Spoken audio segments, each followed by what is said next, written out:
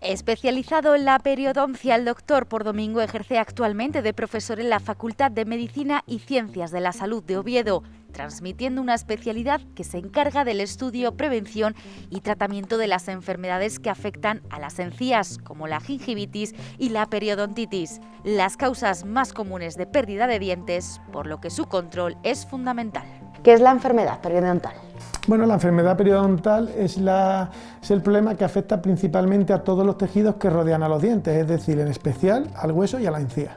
Una encía sana podemos caracterizarla porque está rosita, no sangra y está dura, es decir, es una encía en la que normalmente la vemos más blanquita en torno al diente y con forma de piquito, que es la papila del diente, ¿vale? Y al cepillado, que es lo más característico, no sangra cuando el paciente se cepilla en casa. ¿Es lo mismo gingivitis que periodontitis? No, son dos estadios diferentes de la enfermedad, es decir, debemos diferenciar lo que es gingivitis de periodontitis y principalmente lo que lo diferencia es a qué afecta. Es decir, la gingivitis principalmente afecta a la encía y la periodontitis es el segundo estadio de la enfermedad, que es cuando progresa y afecta ya al hueso, es decir, a la estructura que rodea todo el diente. La gingivitis es pues, una encía rosita, hinchada y que sangra fácilmente. Sobre todo el paciente lo que más nota es cuando se cepilla en casa, ese sangrado al escupir, al retirar la pasta, que sangra las encías.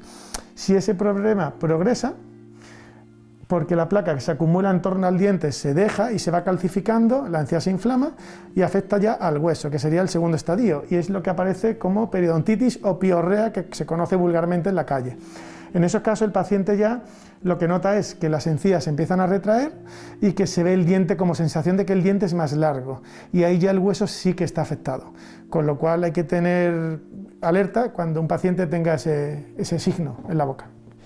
¿Hay factores de riesgo? Normalmente, a ver, los signos que solemos ver o los factores de riesgo principalmente son el estrés, el tabaco, los malos hábitos de higiene oral. Esos son los principales que hemos visto que afectan al progreso y al desarrollo de esa enfermedad. Luego hay que estar alerta a ciertos signos, que es inflamación de la encía, sangrado al cepillarse, mal aliento por la mañana, es decir, que el paciente note que tiene mal sabor de boca. Y sobre todo también un motivo de consulta clínica es se me están retrayendo las encías, es decir, veo el diente más largo. En ese caso sí que siempre hay que acudir al odontólogo para hacer una revisión y ver por qué pasa eso. ¿Cuál es la causa principal de tener este problema? Bueno, la causa principal al final hay que combinarlo, es decir, es una susceptibilidad del huésped, es decir, del paciente a tener ese problema y unos gérmenes que tenemos en la boca, unos patógenos que son más agresivos que otros, que combinados los dos hacen que ese problema se desarrolle, es decir, progrese esa enfermedad, se desarrolle en el paciente. ¿El factor genético tiene algo que ver? Bueno, se ha visto y ya está muy estudiado que la genética es muy importante en el problema periodontal. Sí que se ha visto, para explicarlo fácilmente, es que si hay padres o familias que tienen un problema periodontal, se ha visto que los hijos muchas veces son más susceptibles y candidatos a desarrollar el problema. No quiere decir que vayan a desarrollar ese problema, simplemente que hay que estar un poquito más alerta para que ellos no lo desarrollen, ¿vale? Tienen más probabilidades que otro paciente de tener ese problema en la boca. ¿Esta enfermedad tiene solución? Sí, tiene tratamiento y solución, es decir, normalmente lo que hay que hacer primero es un estudio completo del paciente. ¿Para qué? El estudio se hace para individualizar al paciente y lo que queremos ver es, con todas las pruebas que ahora explicaremos, es si la encía está sana o enferma, si existe gingivitis o periodontitis, es decir, en qué estadio estamos de la enfermedad, qué tipo, clasificación y qué factores de riesgo tiene ese paciente para poder actuar mejor sobre ella, qué pronóstico tienen la enfermedad en sí y los dientes del paciente, es decir, cada uno, y cuál es el tratamiento ideal para ese problema y para ese paciente, ¿vale? ¿Cómo lo tratamos? Es decir, ¿cómo vamos a hacer ese diagnóstico y ese estudio completo del paciente? Normalmente es una visita que se hace aproximadamente de media hora, 45 minutos en la clínica y que consiste en varias pruebas. Son pruebas muy básicas y muy sencillas de hacer. Primero se empieza con una ortopantomografía que todo el mundo conoce, o que siempre la habrán hecho en su dentista, que nos permite hacernos una idea de toda la estructura ósea del paciente y dental. Vamos a ver los dos maxilares juntos en esta radiografía.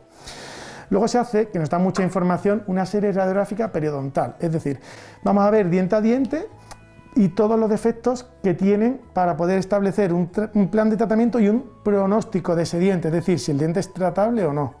Y luego se hace en ciertos pacientes también un estudio radiológico que es un escáner, se hace un 3D para ver realmente los defectos y si son regenerativos y podemos conseguir regenerar ese hueso en el diente, es decir, saber si va a ser predecible ese tratamiento en ese diente y tomar buenas decisiones a la hora de establecerlo. Y luego se hace un periodontograma, esto es lo más básico y lo más importante. Esto es un diagrama en el que apuntaremos diente a diente varios datos del paciente como sangrado, supuración, recesión, si hay movilidad, es decir, uno a uno, para poder establecer ese tratamiento y sobre todo, lo más importante, comparar en el tiempo, es decir, ver la evolución que tuvo el paciente a lo mejor en 10 años y poder saber si el problema está controlado, progresa o ha ido todo muy bien y lo tenemos controlado. ¿Qué tratamientos existen hoy en día? Bueno, básicamente el tratamiento periodontal es muy simple, es decir, es una fase básica en la que se hace un tratamiento de higiene oral, que es enseñar al paciente a cuidarse bien en casa, es decir, y tratar esas encías.